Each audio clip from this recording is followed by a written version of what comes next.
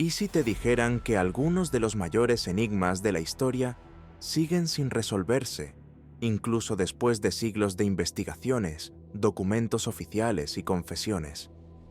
Espadas legendarias que desaparecieron sin dejar rastro, órdenes medievales acusadas de herejía, estructuras sumergidas que desafían la lógica.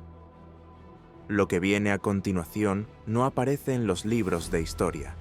A lo largo del tiempo, ciertos eventos y objetos han desafiado toda explicación. Casos reales documentados, envueltos en misterio, conspiración y silencio. Esta recopilación reúne 7 relatos fascinantes que involucran caballeros, emperadores, desapariciones y artefactos imposibles.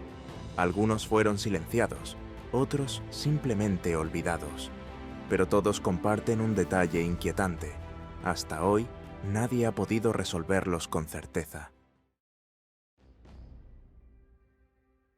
Durante siglos, la Orden de los Caballeros Templarios ha sido el centro de leyendas, misterios y teorías conspirativas. Desde su abrupta caída en el siglo XIV hasta las modernas ficciones que los vinculan con tesoros ocultos, rituales esotéricos y sociedades secretas, su legado ha perdurado en el imaginario colectivo. Pero de todas las acusaciones que los rodearon, hay una que destaca por su persistencia, su carga simbólica y su oscuridad: la supuesta adoración de un ídolo llamado Baphomet. El origen del nombre se remonta a mucho antes de los juicios templarios. En el año 1098, durante las cruzadas, un caballero cristiano escribió que los turcos invocaban a Baphomet en el asedio de Antioquía, una de las campañas más sangrientas y simbólicas de aquella guerra santa. Hoy, los historiadores coinciden en que aquella palabra no era más que una deformación fonética del nombre Mahoma, producto del desconocimiento lingüístico y religioso de los cruzados. En su visión limitada y profundamente influenciada por el dogma cristiano, muchos cruzados confundían el Islam con una forma de idolatría exótica y blasfema. Para ellos, los musulmanes no solo eran enemigos de la fe, sino adoradores de falsos dioses, y en particular del propio profeta Mahoma, al que veían como una especie de deidad demoníaca. Esta distorsión no fue casual ni aislada. Durante siglos, la propaganda religiosa europea alimentó esa idea, caricaturizando al Islam como una herejía grotesca y atribuyéndole prácticas idolátricas inexistentes. Así, la palabra Baphomet comenzó a circular en textos y relatos cristianos no como un nombre real, sino como un símbolo del otro, del enemigo, del impío. Con el tiempo, esa palabra se impregnó de una connotación herética, misteriosa y peligrosa, hasta convertirse en sinónimo de adoración perversa o satánica. Y fue precisamente en ese contexto, cargado de miedos religiosos, ignorancia y tensiones políticas, que resurgió siglos después como una acusación central contra los templarios. Con el paso de los siglos, el término Baphomet se transformó en un símbolo de herejía dentro del imaginario cristiano. Ya no era simplemente una deformación del nombre de Mahoma, sino un concepto mucho más oscuro y abstracto, una figura pagana, posiblemente demoníaca, utilizada para representar todo aquello que desafiaba la ortodoxia religiosa. En textos devocionales, sermones y crónicas eclesiásticas, la palabra comenzó a adquirir un peso simbólico, cargado de sospechas, miedos y condenas. Y fue precisamente en ese contexto, saturado de tensiones religiosas y de una creciente desconfianza hacia cualquier forma de poder autónomo, cuando, en el año 1307, el rey Felipe IV de Francia lanzó un ataque fulminante contra los templarios. Aquel viernes 13 de octubre, en una operación cuidadosamente coordinada, cientos de caballeros fueron arrestados de manera simultánea en todo el reino. No se trató de una acción improvisada. El rey, profundamente endeudado con la orden, una de las más ricas y poderosas de su tiempo, tenía motivos políticos y financieros para eliminarla. Pero para justificar semejante golpe ante la opinión pública y ante la Iglesia, necesitaba algo más que razones económicas. Con el respaldo de la Inquisición y el consentimiento vacilante del Papa Clemente V, Felipe presentó una serie de acusaciones escandalosas: negación de Cristo, profanación de símbolos sagrados, actos sexuales contra natura, rituales secretos y, en particular, la adoración de un ídolo desconocido llamado Baphomet. Se formularon más de 100 cargos formales, todos ellos con un tinte claramente sensacionalista, diseñados para causar repulsión y justificar una condena inmediata. Sin embargo, la evidencia que sostenía estas acusaciones era, en el mejor de los casos, frágil. Bajo tortura, algunos templarios confesaron haber participado en estos rituales, pero sus testimonios no coincidían. Algunos hablaban de una cabeza barbuda que era objeto de veneración. Otros mencionaban un cráneo humano, una figura con 3 rostros o incluso un gato negro. Las descripciones eran tan dispares que resultaba imposible establecer una imagen concreta del supuesto Baphomet. Y pese a los registros y los juicios, nunca se presentó un solo objeto físico que pudiera confirmar su existencia. No había ídolo, ni reliquia, ni figura alguna que sirviera como prueba tangible.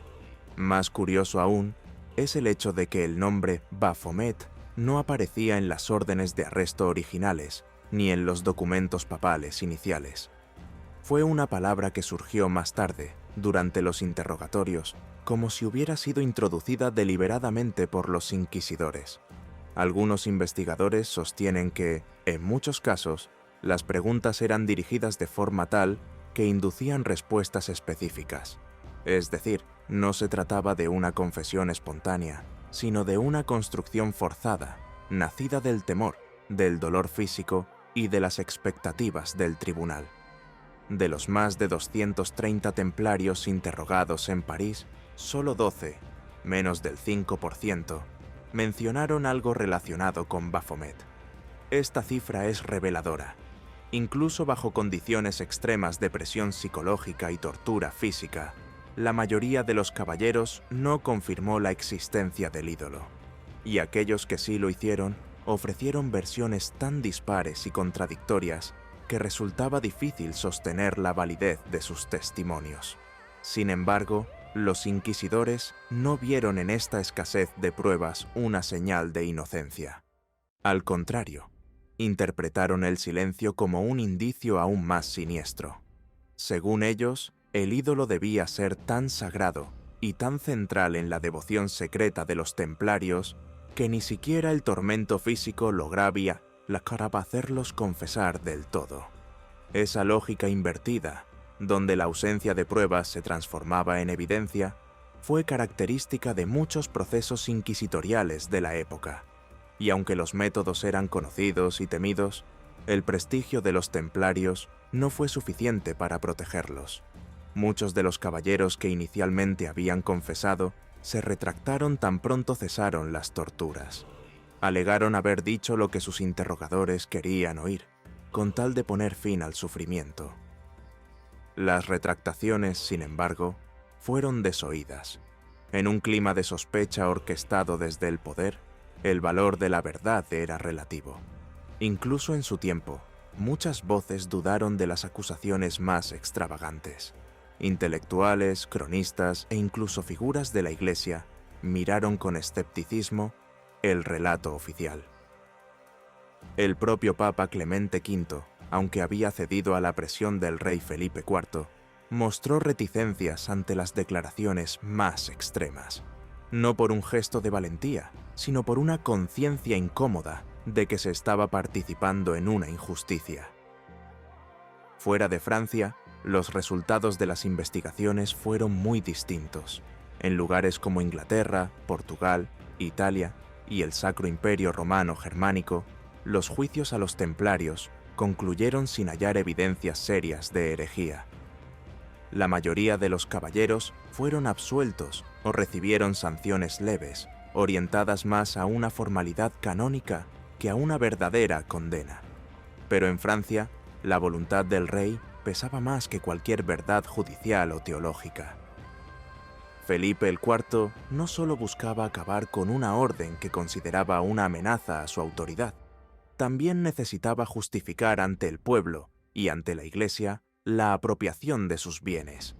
Así, la narrativa de la herejía no era solo útil, era imprescindible. En 1314, tras años de prisión y humillación, el gran maestre de la orden, Jacques de Molay, fue llevado a la hoguera. Ante una multitud reunida en la Ile de la Cité, en el corazón de París, se negó a sostener la confesión que había hecho bajo tortura. Declaró públicamente que los templarios eran inocentes y que su confesión había sido arrancada mediante el dolor y el engaño. Aquel acto de valentía selló su destino. Fue ejecutado ese mismo día, consumido por las llamas, mientras, según algunas crónicas, maldecía al rey y al papa desde la pira. Su muerte marcó el final oficial de la orden, pero también el nacimiento de una leyenda que perduraría a lo largo de los siglos. Hoy, los historiadores coinciden en que la adoración a Baphomet fue una invención, una acusación sin fundamento, construida sobre confesiones arrancadas bajo tortura en un contexto de ambición política y manipulación religiosa. Las pruebas materiales brillaron por su ausencia, y los testimonios obtenidos carecían de coherencia. Incluso en su propia época, muchos dudaron de su veracidad. Aún así, el peso del poder real y eclesiástico fue suficiente para sellar el destino de los templarios. Algunas sospechas marginales persistieron, especialmente en torno a la posibilidad de que ciertos templarios, cautivos o influenciados durante las cruzadas, hubiesen abrazado en secreto la fe musulmana. El caso más citado es el de Robert de St. Albans, un templario inglés que desertó, se convirtió al Islam y luchó junto a Saladino en la década de 1180. Este episodio aislado sirvió de combustible para especulaciones posteriores, aunque no existe evidencia alguna de que la orden, como institución, hubiera abandonado los principios del cristianismo. Con el tiempo, el mito no desapareció, se transformó. En el siglo XIX, en plena efervescencia del ocultismo, del romanticismo y del resurgir del interés por los secretos medievales, el nombre de Baphomet fue rescatado y reconfigurado. En 1818, el orientalista austríaco Joseph von Hammer-Purgstall publicó teorías que vinculaban a los templarios con antiguas sectas gnósticas, sugiriendo que Baphomet era un ídolo esotérico con raíces ocultas. Estas ideas, más literarias que históricas, encendieron la imaginación de muchos. Pero fue el ocultista francés Eliphas Lévy quien, décadas después, daría forma definitiva a la figura. En su obra, ilustró a Baphomet como una criatura andrógina con cabeza de cabra, alas, pechos femeninos, un caduceo entre las piernas y una mano apuntando hacia arriba y otra hacia abajo. Una imagen cargada de simbolismo dual, equilibrio cósmico y saber oculto. Esta figura, que nunca apareció en ningún documento medieval, se convirtió sin embargo en el ícono visual moderno de Baphomet. Lo cierto es que esa representación no tiene ninguna raíz en la historia de los templarios. No está basada en las confesiones inquisitoriales, ni en las crónicas de la época. Es un símbolo del siglo XIX, nacido del imaginario esotérico, no de la realidad medieval. Y sin embargo, como ocurre con muchos mitos, su persistencia ha sido más fuerte que cualquier evidencia. Así, la figura de Baphomet se convirtió en un emblema de lo oculto, de lo prohibido, de lo marginal. Y la leyenda de los templarios, una orden militar disuelta por el poder pero envuelta en misterio, encontró en él un eco duradero. La supuesta adoración de un ídolo demoníaco nunca fue más que una construcción. Pero esa construcción ha contribuido a mantener viva la fascinación por una de las órdenes más enigmáticas y malentendidas de la historia. Y sin embargo, no es el único misterio medieval que ha sobrevivido al paso del tiempo. A miles de kilómetros del viejo mundo, en el corazón de Japón, una espada legendaria forjada por un maestro desapareció sin dejar rastro tras la Segunda Guerra Mundial. Su nombre, la Honjo Masamune. Su destino, aún desconocido.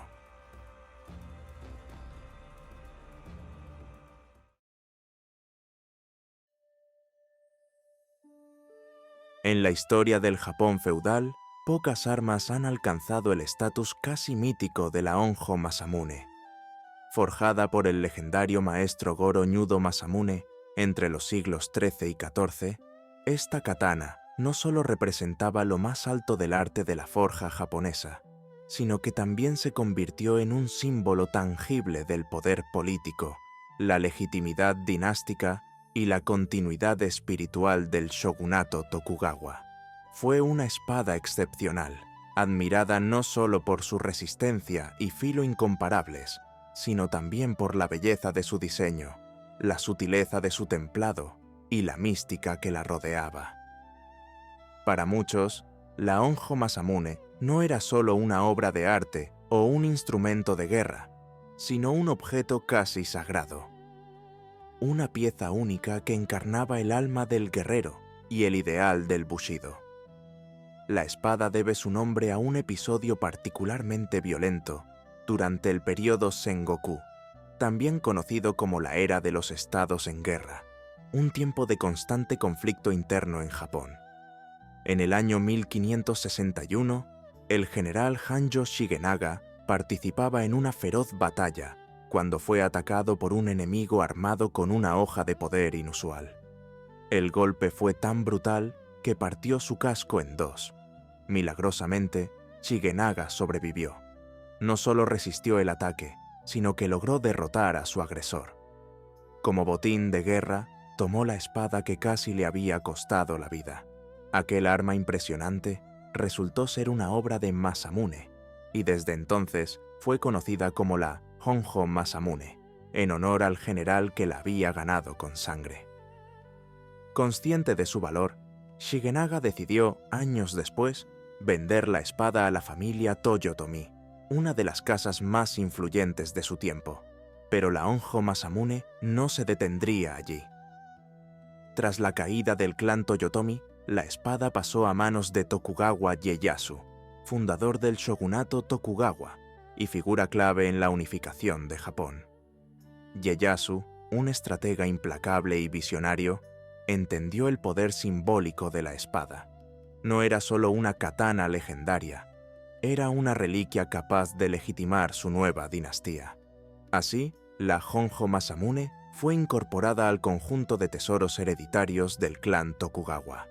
Durante más de 2 siglos, la espada acompañó a los shogunes en ceremonias y sucesiones, guardada celosamente como un emblema de continuidad y autoridad. No estaba destinada al combate. Su función era mucho más alta: representar el derecho de gobernar. En una cultura donde la estética y la espiritualidad se entrelazaban con la política, la Honjo Masamune era el reflejo físico de un linaje, un gobierno y una filosofía. Se convirtió en un símbolo nacional, un objeto venerado tanto por samuráis como por cortesanos, y una pieza central en la historia material del poder japonés. Era más que un arma, era la encarnación del prestigio, la lealtad y la tradición. Pero el destino de la Honjo Masamune dio un giro trágico al final de la Segunda Guerra Mundial. Después de siglos resguardada como una joya dinástica, la espada desapareció en medio del caos de la rendición japonesa y la posterior ocupación aliada. Era un momento de profundas transformaciones. Las estructuras tradicionales se desmoronaban. El viejo orden feudal quedaba atrás y el nuevo Japón se reconfiguraba bajo supervisión extranjera. En ese contexto de ruptura, incluso los objetos más sagrados quedaron expuestos. En 1945, tras la rendición incondicional del Imperio japonés, las fuerzas de ocupación estadounidenses impusieron el desarme total de la población, una medida que incluía no solo armas de guerra, sino también espadas ancestrales, consideradas símbolos de la casta samurái. Miles de piezas históricas fueron recolectadas bajo esta orden y muchas de ellas, por ignorancia o falta de control, se perdieron para siempre. En diciembre de ese año, Tokugawa Ieyasu, descendiente directo del último shogun Tokugawa, cumplió con la orden y entregó voluntariamente la Honjo Masamune junto con otras espadas de incalculable valor a la comisaría de policía de Mejiro, en Tokio. Se esperaba que, dada la importancia cultural y patrimonial de estas armas, serían preservadas y eventualmente devueltas cuando el país recuperara su soberanía. Pero eso nunca ocurrió.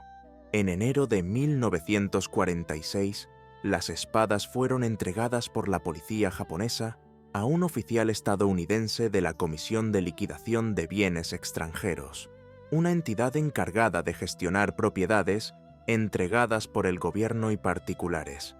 Sin embargo, pronto surgió una anomalía inquietante. El nombre registrado del oficial encargado del traslado era C.I. Cold-Borre, un nombre que no figura en ningún registro oficial del Ejército de Ocupación ni en las bases de datos del personal militar estadounidense desplegado en Japón en ese periodo. Ningún documento, listado o expediente ha podido confirmar su existencia. Desde ese momento, la pista de la Honjo Masamune se desvaneció. Nunca volvió a aparecer. No figura en catálogos de museos, ni en colecciones privadas autorizadas, ni en registros históricos del gobierno japonés o estadounidense. Es como si la espada hubiera sido absorbida por el vacío. A lo largo de las décadas, su destino se ha convertido en objeto de obsesión para historiadores, coleccionistas y expertos en artefactos bélicos.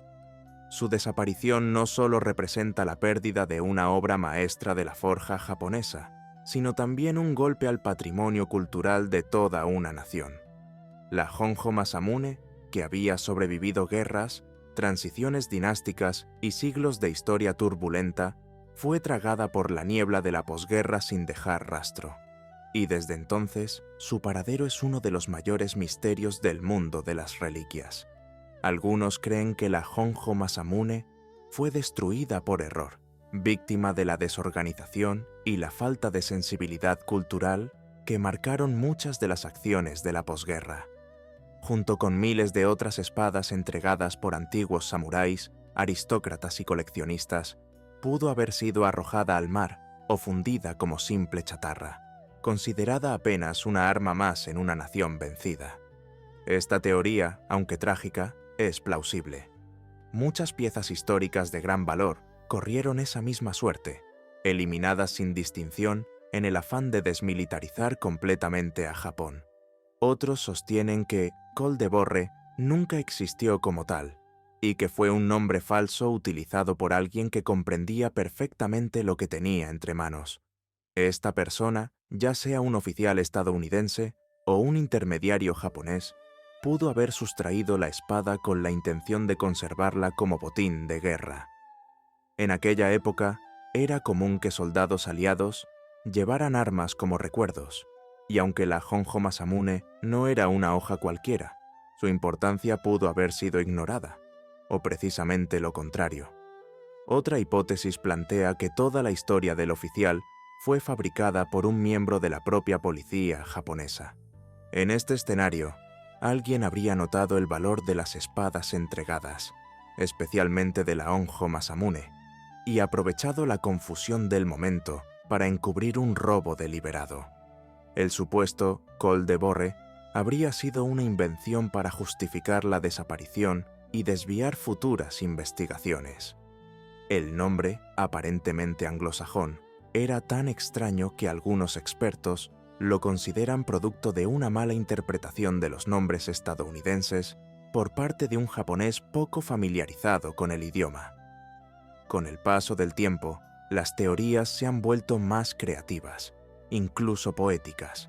Se ha sugerido que la espada podría estar colgada, sin ser reconocida, en la pared de alguna casa norteamericana, heredada por descendientes de un soldado que jamás supo lo que tenía. Tal vez alguien la ve todos los días, sin saber que posee uno de los tesoros más importantes del Japón feudal. También existe la posibilidad de que se encuentre resguardada en una colección privada, cuidadosamente escondida del ojo público, adquirida en el mercado negro en algún momento de las décadas siguientes a la guerra. En 2013 surgió una chispa de esperanza. El Museo Nacional de Kioto anunció la adquisición de una hoja firmada por Masamune. El hallazgo desató el entusiasmo entre historiadores, coleccionistas y amantes de la cultura japonesa. ¿Podría ser la legendaria Honjo Masamune? La respuesta, sin embargo, fue decepcionante. La espada resultó ser la Shimazu Masamune, otra hoja mítica también desaparecida desde el siglo XIX, pero distinta a la Honjo. Aún así, el episodio reavivó el interés y recordó al mundo que la historia de la Honjo Masamune no ha terminado. Porque aunque los registros oficiales guarden silencio y los archivos estén incompletos, la leyenda de esta espada sigue viva. Una hoja que una vez simbolizó el poder de un imperio, hoy se ha transformado en un símbolo de misterio, pérdida y esperanza. Y mientras Japón llora la ausencia de su espada más sagrada, otro misterio emerge desde las costas del Pacífico. En plena Segunda Guerra Mundial, un dirigible estadounidense regresó sin daños, pero sin tripulación. Nadie vio lo que ocurrió. Nadie escuchó un solo grito. Lo único que quedó fue el silencio y un dirigible fantasma. La historia del L-8 es el siguiente capítulo. La ausencia de esta katana no es solo la pérdida de un objeto físico. Es un vacío en la historia de Japón. Una pieza que unió a guerreros, shogunes y emperadores, que fue testigo silencioso de batallas, pactos y sucesiones, y cuya desaparición sigue alimentando leyendas. La Honjo Masamune no es solo una espada, es un símbolo de un Japón que ya no existe, de un mundo en el que el honor, la tradición y el acero estaban entrelazados. Y como toda gran reliquia envuelta en silencio, su misterio la ha inmortalizado más allá de su filo, porque a veces lo que se pierde se transforma en mito. Y sin embargo, el misterio de la Honjo Masamune no es único. En plena Segunda Guerra Mundial, en el otro extremo del Pacífico, otro enigma desafió toda lógica. Esta vez no se trató de un artefacto antiguo, sino de un dirigible moderno. El L-8, una aeronave militar estadounidense, despegó para una patrulla rutinaria, y horas después regresó flotando, intacto, pero completamente vacío. Su tripulación había desaparecido sin dejar rastro. No hubo señales de lucha, no hubo emergencia, solo un silencio aterrador y preguntas que, hasta hoy, siguen sin respuesta. Este es el misterio del L-8, el dirigible fantasma. La siguiente historia en este viaje por lo inexplicable.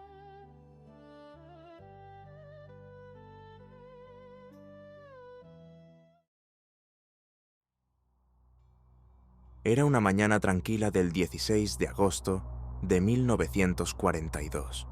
El cielo sobre la bahía de San Francisco se mostraba ligeramente nublado, pero sin amenaza aparente. Las aguas del Pacífico estaban en calma, y el viento soplaba con suavidad desde la costa. Desde la base aérea de Treasure Island despegó el L-8, un pequeño dirigible de patrulla perteneciente a la Armada de los Estados Unidos. Había sido originalmente construido para publicidad, pero tras el estallido de la guerra, fue adaptado para misiones de reconocimiento. Su silueta plateada flotaba lentamente sobre la bahía, avanzando con serenidad entre las nubes bajas. Su misión era rutinaria: sobrevolar la costa californiana en busca de señales de submarinos enemigos, una amenaza latente desde que Japón había lanzado ataques cerca del litoral estadounidense. El L-8 debía realizar un recorrido preestablecido de unas pocas horas, cubriendo un área conocida por ser patrullada con frecuencia. Nada sugería que aquel vuelo terminaría convirtiéndose en uno de los mayores enigmas de la aviación militar estadounidense. A bordo iban dos aviadores experimentados, el teniente Ernest DeWitt Cody y el alférez Charles Adams. Ambos tenían formación en navegación de dirigibles, conocían bien el procedimiento y habían completado múltiples patrullas juntos sin contratiempos. Eran hombres entrenados, disciplinados, acostumbrados a las largas horas de vigilancia silenciosa sobre el océano. La confianza en su preparación era absoluta. Ningún indicio sugería que ese vuelo sería diferente a los demás. No había mal tiempo, no había interferencias, no había reportes de actividad enemiga inusual.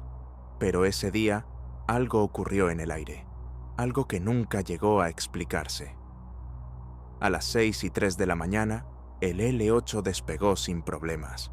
Ascendió suavemente sobre la bahía, cruzando el Golden Gate y dirigiéndose hacia mar abierto, como tantas veces antes. Todo transcurría según lo previsto. A las 7:42 de la mañana, Cody envió un mensaje por radio. Estaban investigando una mancha de aceite sospechosa en la superficie del océano, a unas pocas millas de la costa. Una señal clásica que podía indicar la presencia de un submarino sumergido. La comunicación fue breve, profesional, sin señales de urgencia. Esa fue la última transmisión recibida desde el dirigible. Después de eso, nada más. A partir de ese momento, el silencio absoluto. Durante las siguientes horas, los controladores de vuelo continuaron intentando establecer contacto con la aeronave, pero todas las llamadas quedaron sin respuesta. La preocupación creció rápidamente. Aunque los dirigibles eran lentos y estables, cualquier falla de comunicación en tiempos de guerra era motivo de alarma. Se enviaron mensajes por diferentes frecuencias. No hubo reacción. La ruta del L-8 debía haberlo traído de regreso mucho antes del mediodía, pero no había señales de él en el radar ni informes de avistamientos confirmados. Hasta que, a las 10:50 de la mañana, un piloto civil que volaba en las cercanías reportó algo extraño.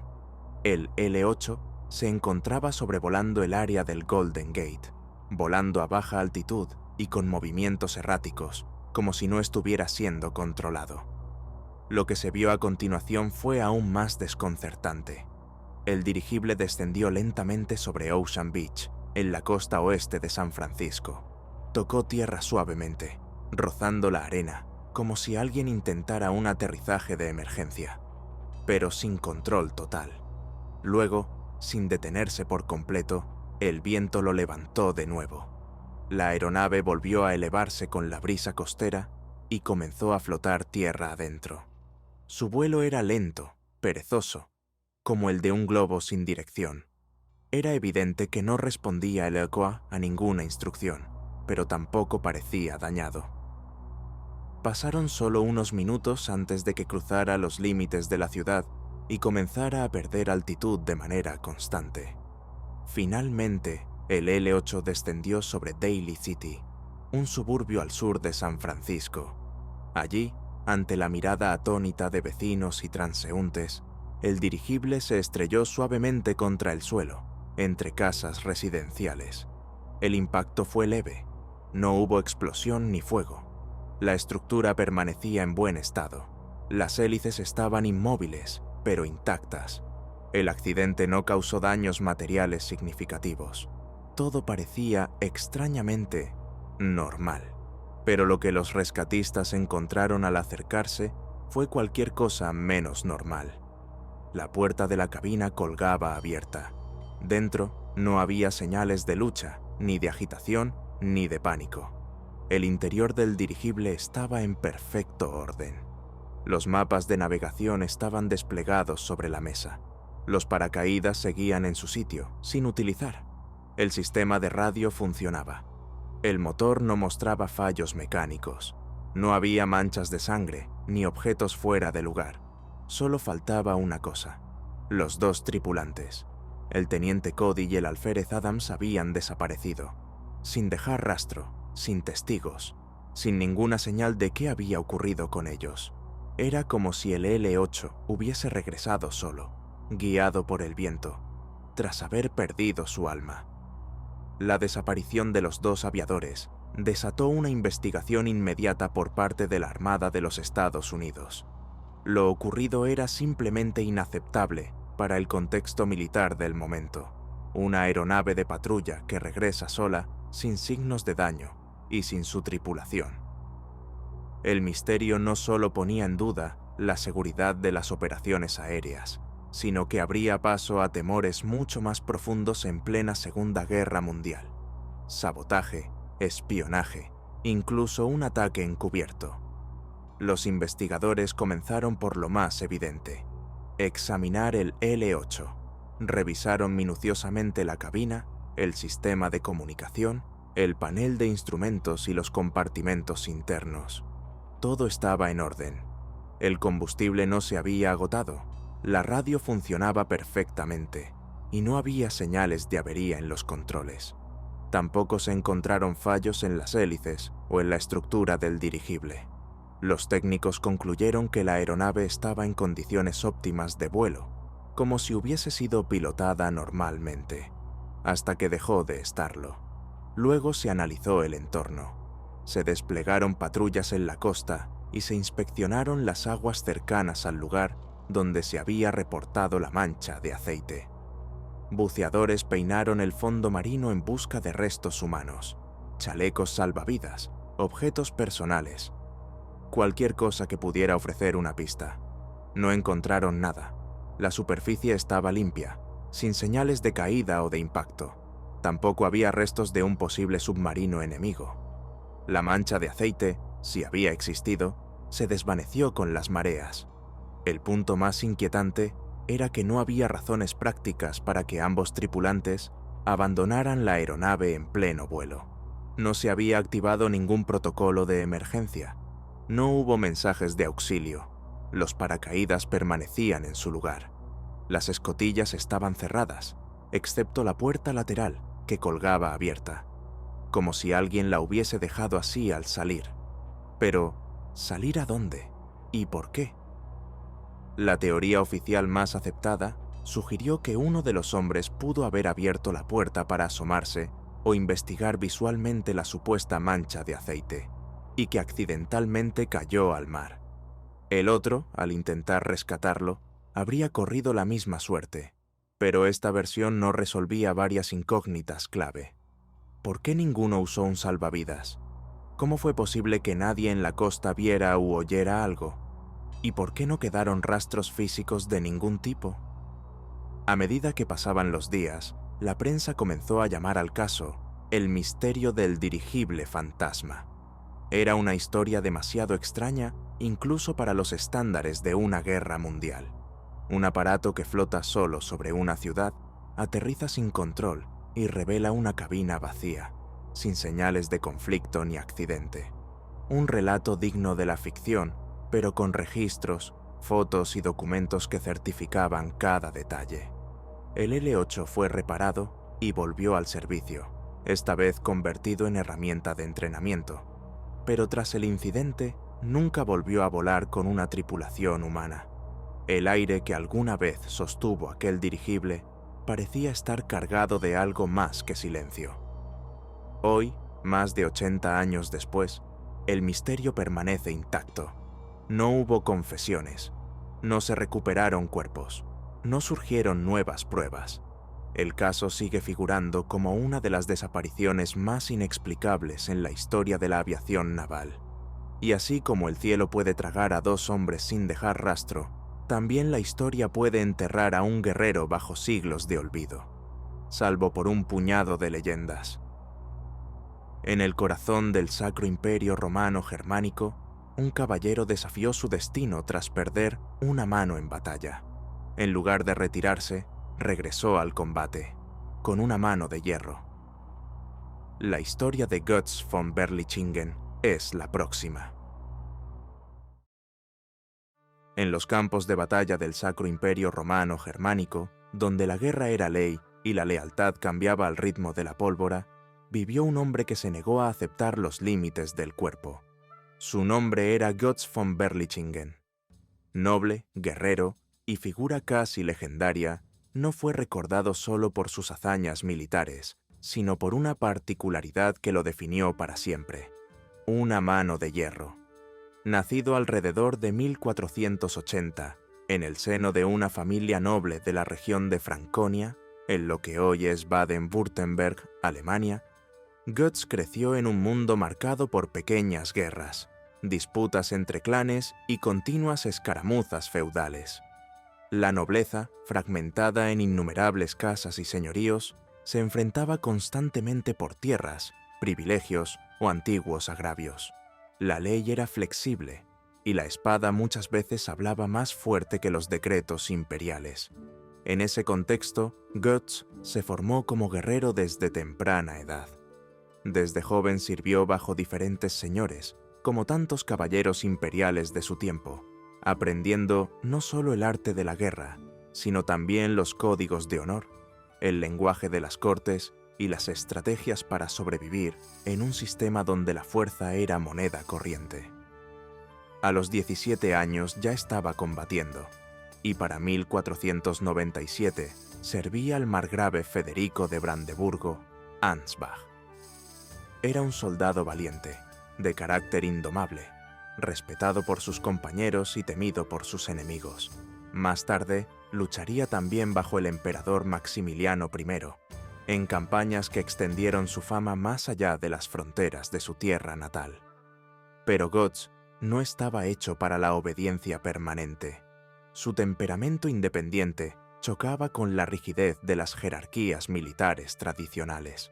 Pronto abandonó el servicio formal y formó su propia compañía de mercenarios, una práctica común en la época. Se convirtió en un caballero libre, alquilando su espada a quien pudiera pagarla, moviéndose entre conflictos, alianzas cambiantes y causas muchas veces contradictorias. Su reputación creció rápidamente. Era conocido por su audacia, su astucia en el campo de batalla y su firmeza en el combate cuerpo a cuerpo. No obedecía a ningún señor en particular, pero era respetado por muchos. Participaba en conflictos locales, protegía convoyes o se enfrentaba a ejércitos rivales por encargo. Para algunos era un héroe romántico, símbolo de la vieja caballería en tiempos de pólvora. Para otros, un bandolero noble, un señor de la guerra en busca de fortuna. Lo cierto es que Götz encarnaba el espíritu turbulento de su época. Un hombre entre dos mundos, el de los castillos medievales y el de los estados modernos en formación. Y aunque aún no lo sabía, su destino estaba por cruzar la línea entre lo humano y lo legendario. Y entonces, en 1504, ocurrió el evento que marcaría su destino y lo separaría, de forma definitiva, del resto de los hombres de su tiempo. Durante la Guerra de Sucesión de Landshut, una de las muchas contiendas dinásticas que sacudían al Sacro Imperio, Götz participaba activamente en el asedio de la ciudad bávara del mismo nombre. En medio del fragor del combate, cuando los cañones retumbaban y el humo cubría los campos, un proyectil impactó directamente en su brazo derecho. Fue un golpe brutal, una herida devastadora que desgarró carne, hueso y músculo. El diagnóstico fue inmediato y tajante. No había nada que hacer para salvar la extremidad. El daño era irreparable, debían amputar, y así el brazo de Götz terminó en manos de los cirujanos de campaña, que entre dolor, fuego y acero sellaron su destino. En esa época, una herida de esa magnitud significaba el fin de la vida guerrera. Para un caballero medieval, perder la mano con la que empuñaba su espada no solo era una desgracia física, sino una mutilación simbólica. Era como arrebatarle su identidad. Sin su brazo de combate, un guerrero quedaba relegado a la pasividad, a la contemplación o a la muerte prematura. Pero Götz no era un hombre común. No se resignó. No contempló el retiro ni la derrota. Mientras otros habrían caído en la desesperación o el silencio, él comenzó a idear su regreso. Se recuperó lentamente del trauma y cuando pudo volver a montar a caballo, ordenó la fabricación de una prótesis. No una simple pieza decorativa, sino una herramienta funcional, una mano de hierro. La primera versión fue rudimentaria, pesada y de aspecto casi intimidante. Hecha de acero, se sujetaba al antebrazo con correas y cerraduras. Era tosca, pero útil. Le permitía tomar las riendas de su caballo, sostener un escudo y participar, aunque con limitaciones, en los combates. Pero eso no era suficiente para él. Con el tiempo, mandó forjar una segunda versión, mucho más avanzada. Era una maravilla de la ingeniería renacentista. Esta nueva prótesis contaba con dedos articulados, un mecanismo de resorte interno y un sistema de bloqueo que permitía fijar los dedos en varias posiciones. Era tan precisa que podía agarrar una pluma para escribir o cerrar el puño para blandir una espada. Esa mano no solo le devolvió el movimiento, le devolvió el poder, la presencia, la imagen del caballero invencible. Y con ella, Götz volvió al campo de batalla, no como un sobreviviente, sino como una leyenda viviente, un símbolo de resistencia y voluntad inquebrantable, porque para él, perder la mano no fue el fin, sino el inicio de una nueva historia, una historia que aún hoy se cuenta, entre acero, fuego y memoria. Gracias a ella, Götz volvió al frente, montó a caballo, luchó con su brazo izquierdo y no se detuvo durante décadas. Su presencia en el campo de batalla era inconfundible, un caballero con una mano de hierro, firme sobre el estribo, incansable, decidido. Su figura se convirtió en leyenda viva. La prótesis no solo le devolvió la funcionalidad, sino que lo dotó de una aura de invulnerabilidad que inspiraba respeto y temor. Se dice que llegó a participar en más de 15 conflictos y numerosas querellas privadas, siempre del lado de quien pagara mejor, pero sin perder su independencia. Su espada servía a causas diversas, pero su lealtad última era hacia sí mismo y su código personal. Atacó caravanas, bloqueó rutas comerciales, tomó rehenes y exigió rescates a ciudades enteras. Fue un guerrero temido y también un estratega audaz, capaz de burlar asedios, tender emboscadas y desaparecer entre bosques y montañas. Fue declarado proscrito más de una vez, especialmente por ciudades imperiales como Nuremberg, que lo acusaron de bandolerismo armado. Pero esas mismas autoridades que lo condenaban, muchas veces, recurrían a él cuando necesitaban a alguien que hiciera el trabajo sucio. Götz era el arquetipo del caballero, fuera del sistema, un mercenario noble, un señor de guerra con sus propias reglas. Pero no todo fue violencia. Su leyenda creció también por la manera en que encarnaba una forma de honor personal que desafiaba al orden político y social de su tiempo. Götz era, para muchos, un rebelde con causa. Y esa dualidad, criminal para unos, héroe para otros, lo convirtió en una figura compleja, contradictoria y profundamente humana. En 1519, durante la guerra entre el duque Ulrico de Württemberg y la poderosa Liga Suaba, Götz tomó partido por el duque y se encerró con sus hombres en el castillo de Meckmühl. Aislado, sin refuerzos ni provisiones, resistió cuanto pudo. Cercado por tropas superiores, se vio obligado a rendirse. A pesar de que le prometieron un salvoconducto, fue capturado y encarcelado por sus enemigos. Pasó años en prisión, sin juicio ni libertad, como castigo ejemplar por su desafío a las autoridades imperiales. Fue liberado solo después de pagar un cuantioso rescate y jurar que no tomaría represalias. Pero ese juramento, como tantos otros en su vida, nunca logró domesticar su espíritu. En 1525 estalló la Guerra de los Campesinos, una de las rebeliones populares más importantes del siglo XVI. En la región de Odenwald, los insurgentes, admiradores de su figura, lo buscaron para que los guiara en su lucha contra los señores feudales. Götz aceptó, aunque a regañadientes. Su intención, al parecer, no era liderar una revolución, sino moderar el caos. Intentó imponer disciplina, evitar saqueos y mantener un mínimo de orden entre las masas armadas. Pero pronto comprendió que no podía controlar el movimiento. Los campesinos lo veían como un símbolo, pero no acataban sus órdenes. Desencantado, se retiró del conflicto y declaró que nunca había apoyado realmente la causa rebelde. Aún así, su proximidad con los oprimidos fortaleció su imagen entre el pueblo. No era un noble tradicional, no defendía los privilegios de su clase. Había combatido por sí mismo, por lealtades personales y contra la opresión cuando lo creía justo.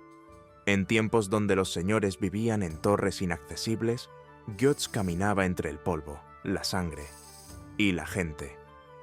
Su figura se convirtió, con los años, en un símbolo incómodo. Para las élites, un bandido refinado. Para el pueblo, un caballero que no necesitaba un trono para ejercer autoridad. Y para la historia, un testimonio de que la voluntad puede imponerse incluso al destino más adverso. Fue arrestado varias veces más, traicionado por supuestos aliados, engañado por promesas que nunca se cumplieron, perseguido por príncipes y ciudades que alguna vez lo buscaron como aliado. Pero ni las rejas ni las traiciones quebraron su voluntad. Siempre que fue liberado, por pago, por presión o por necesidad política, Götz regresó a los caminos de la guerra, como si el conflicto fuera su verdadero hogar. Y aún en su vejez, cuando su nombre ya era conocido en toda Europa Central, fue convocado por la más alta autoridad del continente, el emperador Carlos V. Para entonces, Götz rondaba los 60 años, una edad en la que la mayoría de los hombres se alejaban de la violencia y se retiraban a sus tierras. Pero él aceptó. En 1542, se unió a las fuerzas imperiales que combatían a los otomanos en Hungría, en una de las tantas campañas defensivas contra el avance turco. 2 años después, en 1544, participó en la guerra contra Francia. Cabalgó nuevamente, con su prótesis de hierro brillando al sol, rodeado de soldados que probablemente lo veían más como un mito que como un hombre. Solo entonces, después de casi medio siglo de guerras, pactos, traiciones y huidas, colgó finalmente su espada. Se retiró a su castillo familiar en Jagsthausen, una fortaleza de piedra rodeada de bosques, donde el ruido de la guerra fue sustituido por el silencio de los recuerdos. Allí, lejos del bullicio de las armas, escribió sus memorias. Ese texto, que aún se conserva, es mucho más que un relato de batallas. Es un testimonio de vida en una época sin certezas, donde el acero era argumento y la traición, moneda corriente. Götz habló de sus enemigos y de sus amigos, de los errores que cometió y de las injusticias que sufrió. Su narración no busca gloria, sino comprensión. Describe un mundo áspero, imprevisible, y cómo un hombre se mantuvo firme en él, incluso después de perder una parte de sí mismo. Hoy, sus 2 manos de hierro sobreviven como testimonio de su historia. Ambas se conservan y exhiben en su castillo, como reliquias de una era brutal y fascinante. No son solo piezas de museo, son emblemas de una voluntad que desafió la carne, el tiempo y el destino. Son el recuerdo tangible de un caballero que perdió una mano, pero ganó una leyenda, porque a veces la verdadera fuerza no está en el cuerpo que se tiene, sino en la decisión de no rendirse nunca. Y mientras la historia de Götz von Berlichingen cierra su capítulo entre el metal y la memoria, otro enigma, enterrado bajo las aguas, comienza a emerger. En lo profundo del mar de Galilea yace una estructura colosal, de forma circular, construida con piedras gigantes. Nadie sabe quién la hizo, ni cuándo, ni por qué. La próxima historia nos lleva a las profundidades de un lago milenario y al misterio de su coloso sumergido. Götz von Berlichingen no solo desafió su tiempo, desafió la lógica de la derrota, porque a veces perder una mano no es el final, sino el comienzo de una leyenda. Su vida fue una paradoja viviente, un hombre roto que se volvió invencible, un guerrero perseguido que terminó combatiendo para el emperador. La historia lo recuerda no por sus victorias ni por sus derrotas, sino por la fuerza con la que se negó a desaparecer. Su mano de hierro no fue solo una herramienta, fue un mensaje, uno que aún resuena siglos después, que el espíritu humano, cuando es firme, puede forjar su propio destino. Pero no todos los enigmas del pasado tienen carne y hueso. Algunos se esconden bajo la superficie, lejos de los caminos de los ejércitos y del estruendo de las batallas. Algunos yacen en silencio, cubiertos por el agua. En el fondo del mar de Galilea, entre los sedimentos de un lago milenario, yace una estructura colosal, un círculo de piedras gigantes, cuidadosamente colocadas, cuyo origen es tan misterioso como su propósito. No hay registros, no hay leyendas claras, solo preguntas y una certeza. Alguien lo construyó hace siglos y nadie sabe por qué. La siguiente historia nos lleva a esas profundidades oscuras, a un lugar donde las piedras parecen hablar, pero nadie ha logrado entender su idioma. El coloso sumergido del mar de Galilea es el próximo misterio.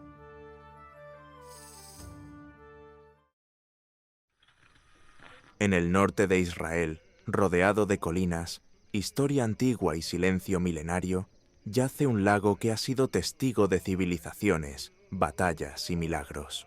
El mar de Galilea. También conocido como lago Kinneret, sus aguas han alimentado pueblos desde tiempos bíblicos. Allí pescaron los discípulos, se narraron milagros y se establecieron algunas de las primeras comunidades cristianas. Pero en sus profundidades descansa algo que no figura en las escrituras ni en los anales de los reinos antiguos. Un gigante dormido, tallado no en carne ni bronce, sino en piedra. Una estructura ciclópea sumergida que desafía el tiempo y la lógica. El descubrimiento ocurrió casi por accidente.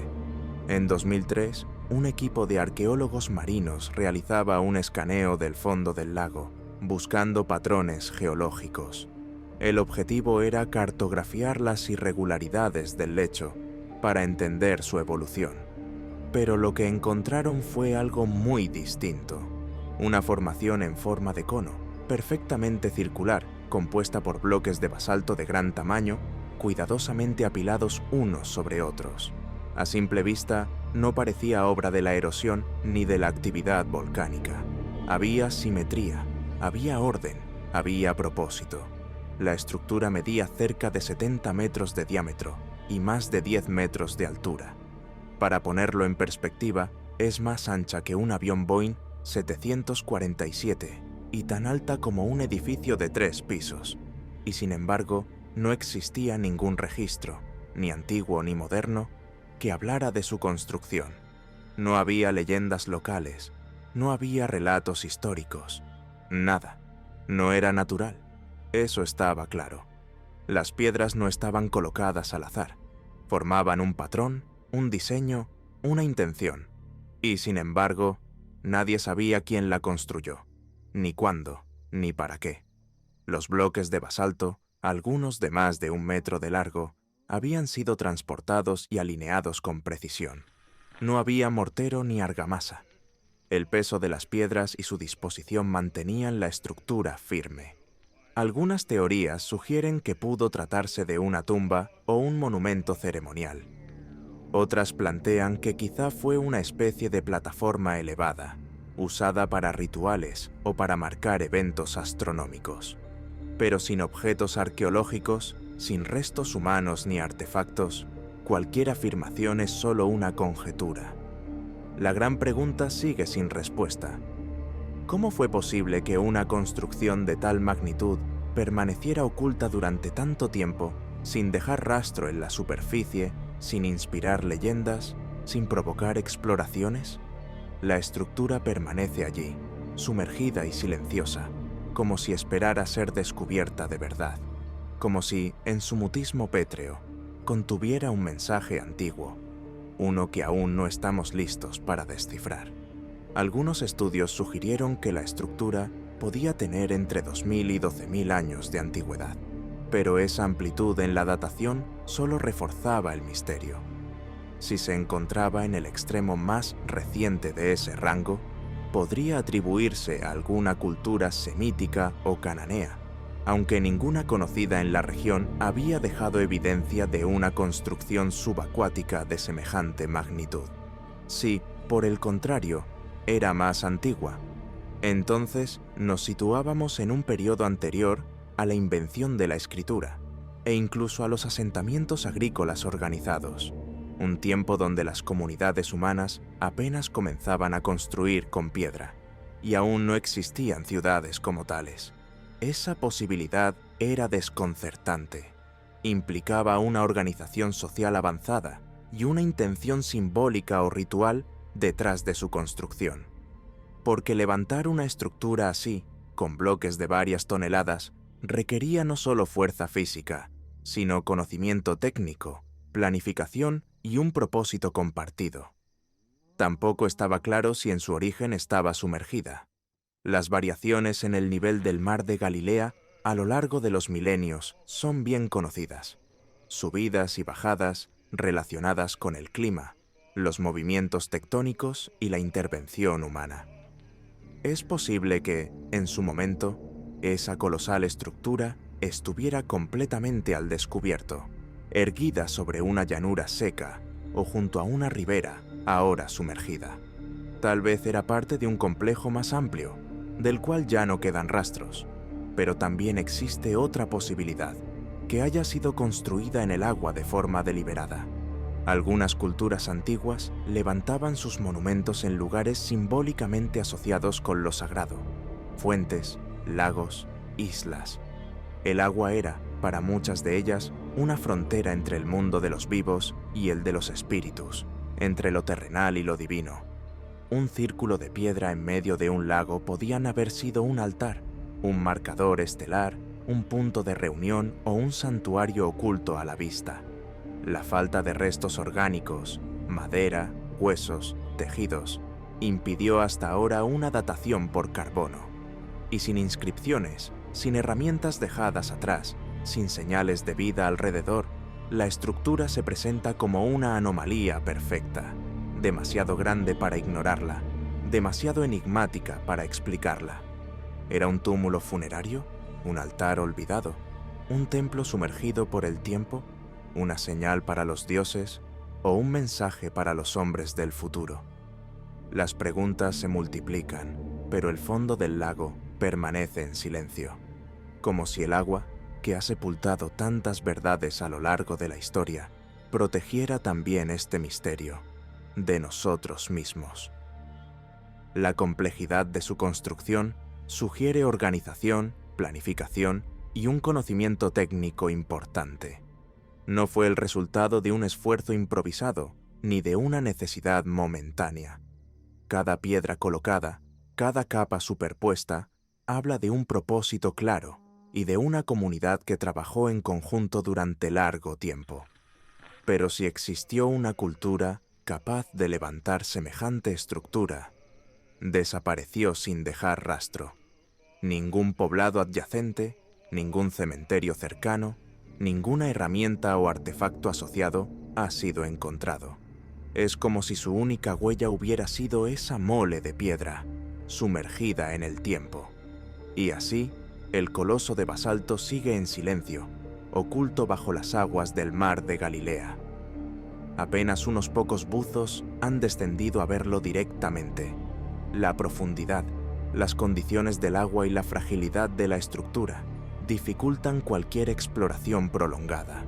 La mayoría de los datos provienen de escaneos sonar, que revelan su contorno perfecto, su altura imponente, su misterio intacto. Las imágenes muestran un perfil limpio, casi geométrico, que parece ajeno al caos natural del fondo lacustre. Una figura que no encaja con su entorno, y por eso fascina. Hoy, arqueólogos de todo el mundo siguen debatiendo su origen. Algunos ven en ella la huella de una civilización olvidada. Otros la consideran una simple acumulación de piedras con una forma accidentalmente simétrica. Pero incluso los más escépticos reconocen que hay algo allí que no encaja. Una anomalía en un sitio sagrado, cargado de historia y simbolismo, un secreto milenario bajo aguas tranquilas. Y mientras los expertos discuten en universidades y simposios, la estructura permanece allí, ajena a los debates, envuelta por algas y sedimentos, como si esperara ser comprendida, como si su historia aún no hubiera terminado. Quizás, algún día, alguien logre leer su mensaje, descifrar su forma, comprender su origen, pero hasta que eso ocurra, seguirá donde ha estado durante siglos, en las profundidades de un lago, custodiando el misterio de quienes fueron y de lo que quisieron dejar atrás. Porque hay cosas que el agua no borra, solo esconde, y así la estructura sumergida del mar de Galilea permanece como un testigo silente de un tiempo perdido, de una cultura que tal vez nunca conoceremos por completo. Es una advertencia petrificada de cuánto puede guardar el pasado y cuán poco estamos preparados para comprenderlo. No todas las ruinas se alzan sobre la tierra. Algunas yacen bajo la superficie, ocultas, olvidadas, esperando que alguien les devuelva la voz. Pero mientras esta formación ciclópea continúa su vigilia bajo las aguas tranquilas del lago, otro enigma toma forma lejos de allí, en el corazón de Europa. Esta vez no se trata de piedras milenarias sin nombre, sino de muros levantados con precisión militar bajo una ideología que aún hoy provoca escalofríos. Un castillo diseñado con una geometría misteriosa, cargado de símbolos ocultos y destinado, según algunos, a convertirse en el eje espiritual de un nuevo imperio. La historia del castillo de Wewelsburg es la siguiente, y no solo habla de arquitectura, sino de obsesión, poder y oscuridad.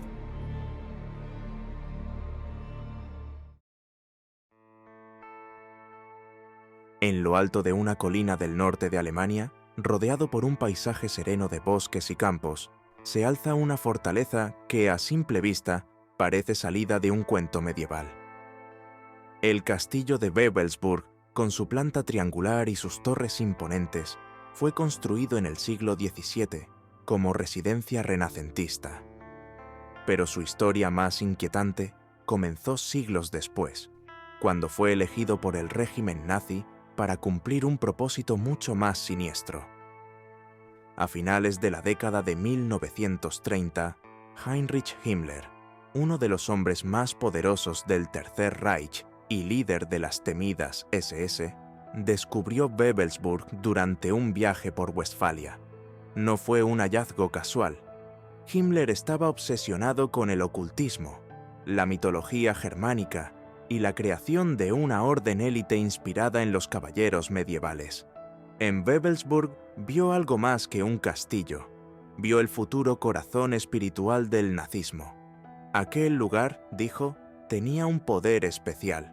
Su planta triangular, única en Europa, evocaba símbolos esotéricos que Himmler consideraba sagrados. El castillo fue adquirido por las SS y se inició un ambicioso proyecto de remodelación. La idea era convertirlo en el centro ideológico de una nueva religión germánica, una especie de Vaticano ario. Himmler lo bautizó como la Camelot nazi. En los sótanos del castillo se construyó una cámara circular de piedra, con una cúpula austera y sin ventanas. En el centro, un disco de granito oscuro con 12 ranuras. Algunos creen que era un espacio ceremonial, un templo pagano moderno. Otros lo comparan con una tumba simbólica o con un sitio de invocación. Pero lo más inquietante es que alrededor de esa cámara se hablaba de una mesa redonda de oficiales de élite. 12 altos mandos de las SS que, según la visión de Himmler, formarían una orden secreta, una nueva aristocracia espiritual destinada a gobernar el mundo tras la victoria alemana.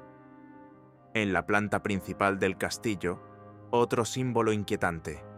En el suelo de una sala especial incrustado en mármol negro, aparece el Sonnenrad, o Rueda del Sol, un emblema con 12 rayos que ha sido asociado con antiguos cultos germánicos. y que en la actualidad es usado por grupos neonazis. Para Himmler, ese era el centro místico del poder. Allí debía resonar la historia de una raza superior. Allí se grabaría la nueva mitología de un Reich eterno. Wewelsburg fue remodelado durante años. Se construyeron túneles, cámaras ocultas, archivos secretos. Se usó mano de obra forzada, incluyendo prisioneros de campos de concentración. Y aunque el proyecto nunca fue terminado, detenido por el avance aliado y el colapso del régimen, lo que quedó fue suficiente para alimentar décadas de teorías. Algunos creen que allí se realizaban rituales. Otros afirman que el castillo albergaba reliquias antiguas, como la lanza del destino o el Santo Grial. Nada de eso ha sido comprobado, pero el aura del lugar ha sido imposible de disipar. Cuando la derrota alemana se volvió inminente, las SS intentaron destruir el castillo. Parte del edificio fue volado, pero su núcleo sobrevivió. Hoy, Wewelsburg es un museo, donde se documenta no solo la historia del nazismo, sino también su costado más esotérico y perturbador. Porque en aquel castillo triangular, durante algunos años oscuros, la historia y la mitología se entrelazaron, y el poder intentó vestirse de rito, símbolo y superstición. Pero el castillo de Wewelsburg no es el único lugar en Europa donde las fronteras entre lo real y lo inexplicable se diluyen. En los Alpes italianos, una comunidad secreta construyó bajo tierra un templo oculto, repleto de cámaras doradas, pasadizos esotéricos y símbolos que no figuran en ningún mapa. La siguiente historia nos lleva a las entrañas de la montaña, al misterio de los templos de Damanhur.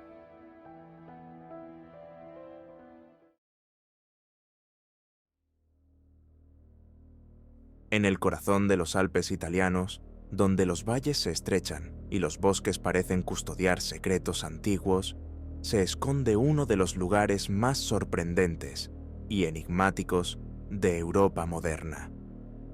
Bajo una modesta colina, sin señales visibles en la superficie, se oculta una estructura subterránea de proporciones asombrosas. Un complejo de cámaras decoradas, túneles tallados a mano, columnas, frescos dorados y vitrales que no pertenecen a ninguna religión conocida, ni a ninguna época registrada. Durante más de 15 años, un pequeño grupo de personas trabajó en silencio para construir lo que hoy se conoce como los templos de Damanhur, también llamados la octava maravilla del mundo subterránea. Y lo hicieron sin permisos, sin arquitectos externos, sin que nadie lo notara. Todo comenzó en 1975, cuando Oberto Airaudi, un ex corredor de seguros y pintor autodidacta, afirmó haber tenido visiones desde su infancia. Según él, veía con claridad imágenes de templos subterráneos, llenos de luz y símbolos, que, de alguna manera, debía construir. Así nació la comunidad espiritual de Damanhur, que tomaría el nombre de una antigua ciudad egipcia dedicada al dios Horus. La idea no era simplemente levantar un refugio místico, era algo más profundo: crear una arquitectura del alma, un espacio que uniera todas las religiones, todos los lenguajes simbólicos, todas las aspiraciones humanas, un templo vivo. En secreto, con herramientas básicas, los miembros de Damanhur comenzaron a excavar la montaña. Durante las noches, mientras el resto del mundo dormía, extraían tierra, reforzaban túneles, esculpían muros. Nadie sospechaba que, detrás de una casa rural sin pretensiones, se estaba construyendo un complejo de varios niveles, con salones de hasta 9 metros de altura y cámaras circulares conectadas por escaleras en espiral. El resultado es asombroso. Una red de 7 templos interconectados, cada uno dedicado a un aspecto de la existencia humana: el tiempo, el conocimiento, la armonía, la tierra, el infinito. Las paredes están cubiertas con mosaicos, vitrales, esculturas, pinturas y relieves que combinan símbolos de múltiples culturas, egipcios, mayas, hindúes, celtas, tibetanos. Un lenguaje visual que no se somete a dogma alguno, pero que parece resonar con algo primitivo y universal. Durante más de una década, nadie lo supo. Hasta que, en 1992, una denuncia anónima llevó a la policía a allanar el lugar. Cuando los agentes bajaron por los túneles, no sabían qué esperar. Lo que encontraron fue tan inesperado que en vez de cerrar el lugar, iniciaron un proceso legal para preservarlo. El Estado italiano permitió que las excavaciones continuaran, esta vez de forma legal. Hoy, los templos de Damanhur son visitables, pero siguen envueltos en misterio. La comunidad espiritual sigue activa, con sus propias reglas, creencias y prácticas. Algunos los ven como una secta, otros como artistas visionarios. Lo cierto es que más allá de cualquier juicio, lo que lograron es extraordinario. Una catedral escondida, construida en secreto, bajo tierra, movida solo por fe, voluntad y visión. Porque a veces, los mayores misterios no están en ruinas antiguas ni en civilizaciones desaparecidas. Están justo aquí, entre nosotros, y nacen del impulso más inexplicable de todos, el de dejar huella. Y así, entre las cámaras doradas de Damanhur, concluye este recorrido. 7 historias, 7 misterios, algunos nacidos en la historia, otros envueltos en mito, todos unidos por una certeza: el pasado, y a veces el presente, es más profundo, extraño y fascinante de lo que imaginamos. Y así, entre las cámaras doradas de Damanhur, concluye este recorrido. 7 historias, 7 misterios, algunos nacidos en la historia, otros envueltos en mito, todos unidos por una certeza: el pasado, y a veces el presente, es más profundo, extraño y fascinante de lo que imaginamos. Hoy recorrimos leyendas templarias, espadas desaparecidas, dirigibles fantasma, castillos rituales y templos ocultos bajo tierra. Historias que desafían la lógica y nos recuerdan que aún quedan muchos secretos por descubrir. Si te gustó este viaje por lo desconocido, suscríbete al canal para más historias como estas. ¿Con cuál de estos enigmas te quedas? ¿Cuál crees que tiene una explicación y cuál no? Déjalo en los comentarios. Y si conoces a alguien que disfrute de los misterios de la historia, comparte este video con esa persona. Gracias por acompañarnos una vez más en este recorrido por lo inexplicable. Hasta la próxima historia.